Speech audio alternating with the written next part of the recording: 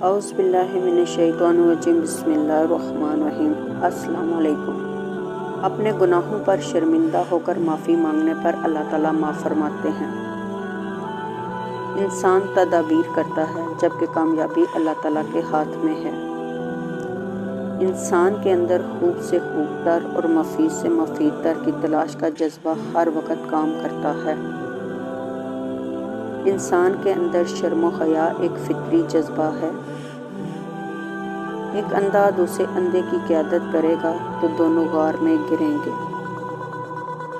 آنکھ والا وہ ہے جو اپنے آپ کو دیکھے۔ بیٹا کسی کو اللہ تعالیٰ کا شریک نہ ٹھہرانا۔ جفا کشی اور محنت سے انسان محتاجی سے آزاد رہتا ہے۔ حکمت تو دنائی مفلس کو بادشاہ بنا دیتی ہے۔ خاموشی کو اپنا شعور بناؤ، شیر زباں سے محفوظ رہو۔ دنیا کے حوادث مصائب انسان کی آزمائش کے مواقع ہیں۔ شیطان سب سے پہلے انسانی شرم و حیا پر ضرب لگاتا ہے تاکہ بے حیا ہو کر آسانی سے گناہ کر سکے۔ عقل سے بہتر ہمارا کوئی رفیق نہیں۔ محتاط لوگ عموماً کم غلطیاں کرتے ہیں۔ مرد کامل تو وہی ہے جو دشمن کو دوست بنا سکے۔ مصائب سے مت گھبرائیے کیونکہ ستارے اندھیرے میں چمکتے ہیں۔ نیکی و بدی میں فرق روا رکھو۔ اگر تم نیک بننا چاہتے ہو تو نیکوں کی صحبت اختیار کرو۔ اللہ تعالیٰ ایک ہے، اس کے ساتھ کسی کو شریک نہ ٹھہراؤ۔ اللہ تعالیٰ سے ڈرو اور اس کی اطاعت کرو۔ اللہ تعالیٰ کی عبادت کرو، خدا ترسی کے قانون پر عمل کرو۔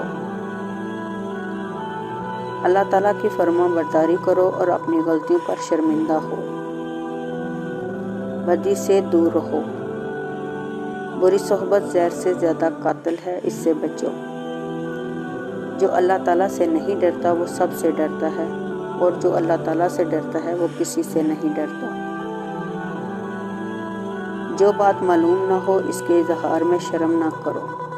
جو شخص اپنے عہد کو توڑتا ہے اس نے گویا ساری قوم کو نقصان پہنچایا۔ جوانی میں آدھا کھاؤ اور آدھا بچاؤ۔ خوبصورتی چند روزہ حکومت ہے۔ خودکشی کبیرہ گناہ ہے۔ غرور اور تکبر اور ظالم کی سزا اس دنیا میں ضرور ملتی ہے۔